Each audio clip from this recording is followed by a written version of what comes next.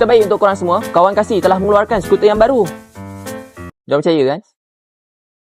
Senang yang kena tipu. Mesti rambut sekat tepi. So ini dia, kita ada Aveta Nova Limited Edition untuk korang semua. Kadang-kadang aku kurang faham, banyak-banyak colour, kenapa dia pilih warna hijau sebagai dia punya limited edition. Tapi korang jangan petikaikan, yang penting sekali dia limited edition. Inilah buktinya.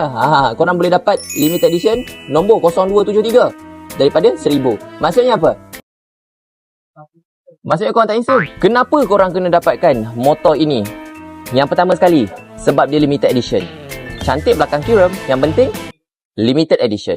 Dengan warna yang sangat limited edition, korang boleh dapatkan motor limited edition ini di kedai kita. Sebab apa? Motor ini sangat limited edition. Tapi spek semua sama kan? Kau rasa apa beza dia?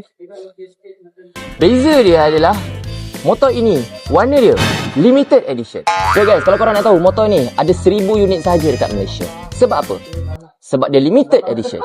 Kalau korang kira balik 1000 orang daripada berjuta-juta orang dekat Malaysia ni, korang adalah orang yang limited edition. Limited motor ni. Limited edition.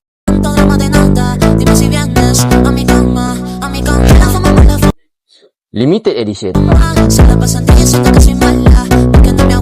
Limited edition. So kalau korang cerita kat aku, motor ni memang korang wajib dapatkan. Kena berebut sebab motor ni limited edition. So kalau korang berminat dengan motor limited edition, korang boleh isi form kat bawah. Kita boleh deal satu persatu.